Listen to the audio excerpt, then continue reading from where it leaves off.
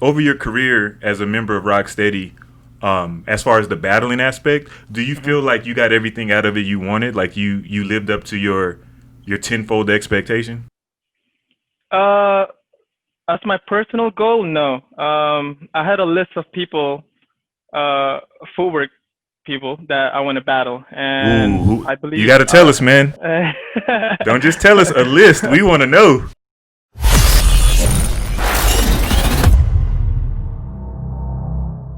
So exactly. now that you are less focused on the battling, what have you transitioned into? I'm trying to do more of a educational part of breaking or hip hop in general, I guess, because I feel like we have to change it. You know, like my generation have to change it. Because we can't really dance forever, right? As far as like I guess I should say we can't compete forever. That's probably a better word for it. Like with the NBA, I guess what the retirement age is in the 30s, right? Yeah, and then you looking at the NFL, the average I think career is about 3 years. Wow. Yeah, and these are kids that these you talking about you come in at 22 and you done at 25. Wow. Yeah. See, but the good thing about them is they're set for the rest of their life most of the time, unless they're doing something crazy and Yeah, more spend all like their some money. of the But time.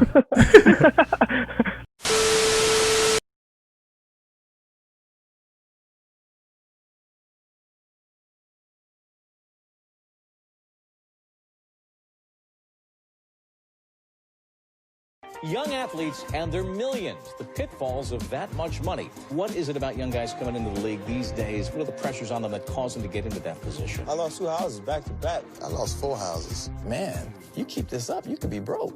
I ended up to the point where I was broke. I'm just here to tell you, man, it doesn't last forever. Before you know it, looked up, I was broke. oh, I guess so. Huh?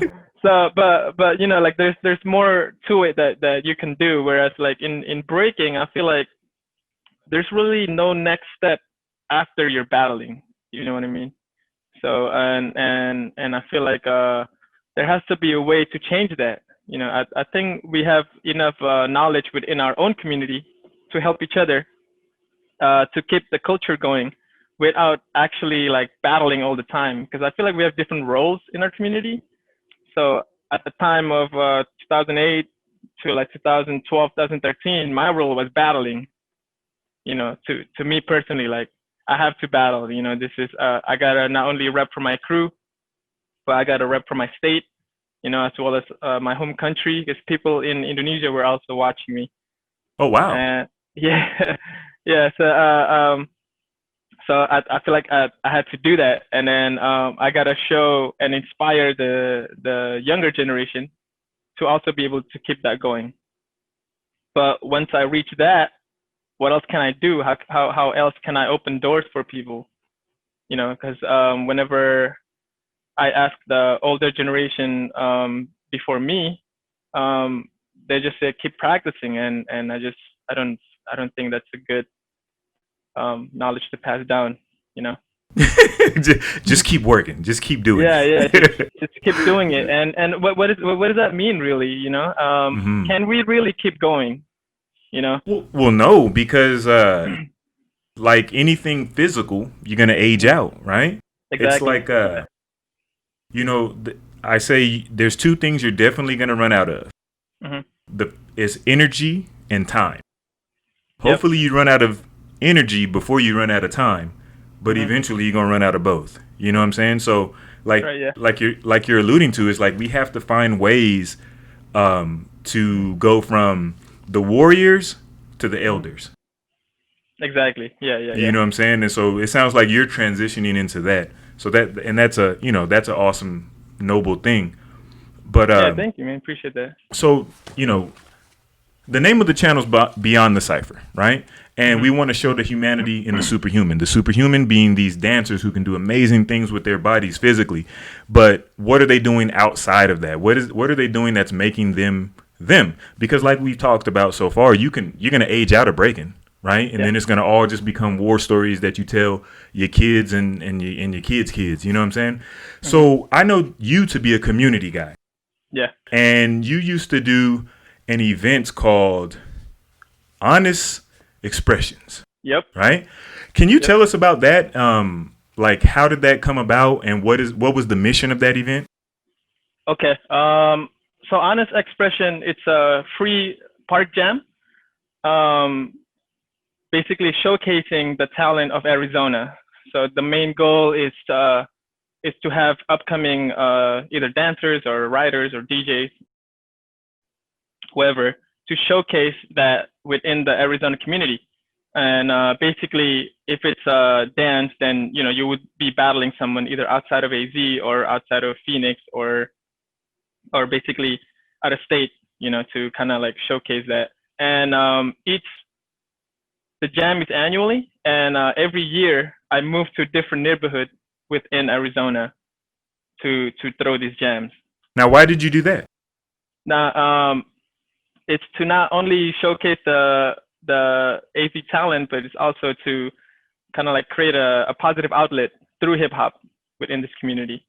Because sometimes not everybody is a football player or a soccer player, or really good at in school. So I feel like it's a good positive outlet that the youth can use in order to get them out of trouble. And at the same time, all of this different neighborhood, I teach in their community center, and at the end of the, I guess you could say, program of that community center, I would throw the Honest Expression event, and they will either showcase, sometimes they're too scared to showcase because they're such a, in such a young age, and I only have maybe like 6 months or a few months with them. Mm-hmm. But at least they get to see something other than the everyday life in school or at the neighborhood. That's dope, because it was a pretty successful event. So it seems like there was an educational aspect, and the event was almost like graduation. Yeah, exactly. So was it when you talk about you were teaching, were you teaching like history of hip hop along with the breaking, or was it just the physical? Like, what was your curriculum? I was just teaching breaking. I tried to add other elements, but I wasn't, at the time I was just so young. I didn't know how to kind of like expand that, so I was just only teaching breaking, but obviously, the mentorship also gets add into that, as far as like what else you can show them in terms of life, or like how to deal with bullying and all that. Wow. Mm-hmm. Was that your first crack at doing something community orientated, or were you already community involved even before that? Yeah. So what inspired me is there was an after school program called the Rise Project, and it started by Sandrock. So okay. It was, he included me as well as Cree to do this after school program. So he would be teaching the art part of it, the painting and all that, and Cree would be teaching DJing, and I would be teaching breaking. Oh wow. Yeah. I was inspired by my homie Gordy's right here. One day me and him were just chilling on the porch. We're just chilling on the porch, throwing a few back. And then the homie was like, "Hey dog, hey, tell him how you told me, bro." I was like, "Hey dog, before you leave, dog, you know what I'm saying? You gotta make your mark in Phoenix, son. That's how we do it, son. All day, eating popcorn, homie, straight up on that porch, homie, straight up. Bird City, goodbye, goodbye." So that's where the inspiration really comes from right here, this guy right here. So then I started Honest Expression. Oh, okay. Mm-hmm. So it was kind of a way to make up for that void of him leaving. Yeah, and at the same time, I wanted to be more of a free jam, a free park jam. The main rule is it has to be outside. It can't be inside a building, so it has to be an outside park jam. where everybody can enjoy being outside and dance and hang out with friends, and I want to kind of recreate Rock City Anniversary in Arizona, Okay. Nice. I gotta when the world gets back together, I'm gonna have to make it up to another one of those. I've only been to one, and that was that's back in the Illskillz magazine days. So it's been Dang, let's go. yeah, it's been quite a long time since I've been up there. And plus, New York is just a dope place to visit. You know what I'm saying? Yeah. But okay, so one last thing I do want to ask you, and take your time. But how do we, as breakers, improve and expand the culture, right? With these different community events that are designed to connect the community to the actual positive side of hip hop? Personally, you have to be involved in a community in general. So no words comes before the word community. For example, hip hop community, then that kind of restrict you. If you want to be involved in the community, be involved in the community. Like go downtown. Go to the art museum. Go be involved in actual community. And as far as the breaking part, you don't have to tell people that you're a b-boy. They'll know once you start dancing. So and that's when you can introduce your own culture to them. So I think that's the best way to spread hip hop culture to the community is to actually be involved in it. Because then you start knowing people in the community, and that was another point of honest expression. Is I want the DJs to know the b-boys. I want the writers to know the DJs. Because sometimes at the time it was a little separated where we don't really know each other. So it was good at the time for me to kind of like bring back some people, to make it all four elements, and that creates more jobs outside of that jam, because you meet with like, oh man, we need some b-boys in this art show, you want to come through, and start linking people together, and that's basically the main point, our community is a lot bigger than that, it's not just b-boy jam all the time, or I guess freestyle event all the time. It has to expand from that. No doubt, man. And now, if people want to find you, how can we hear some more from Bboy Shadoe? Where can we find you?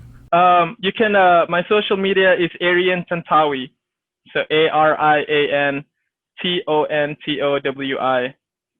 No space. That's for Instagram, Twitter, as well as Facebook. You can find me in that.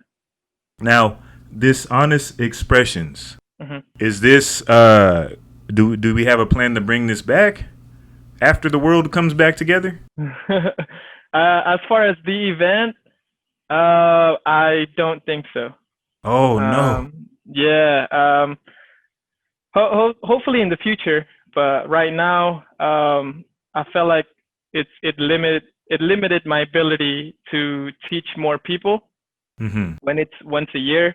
And not only that, the last 5 years of doing honest expression, I was using my own money, and I couldn't really recycle that money to keep going. And I felt limited. So basically, I'm trying to transition everything from honest expression event into a YouTube channel where I can reach out to more people, and I can create my own YouTube community within the social media. And what's that called? It would be Honest Expression YouTube.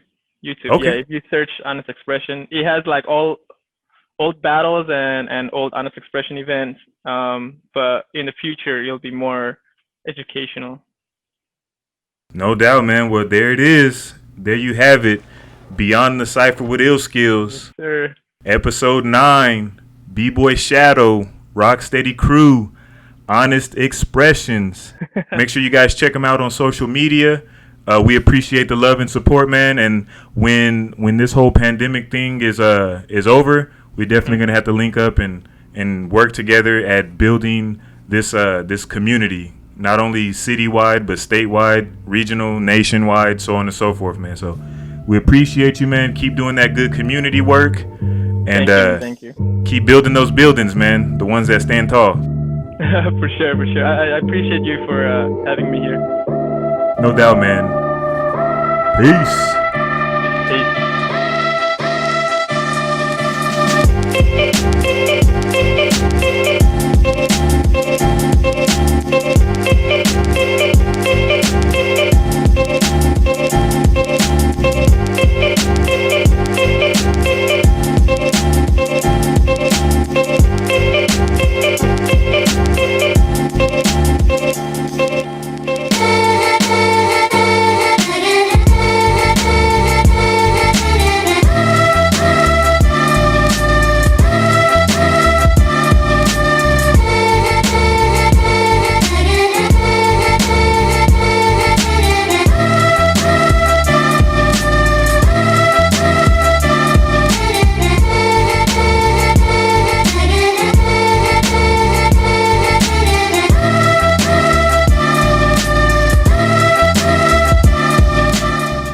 For more quality content from Beyond the Cypher with Illskillz, don't forget to press the like and subscribe buttons. Let us know how we're doing down in the comment section, and to make sure that you don't miss anything from the channel, smash that notification bell.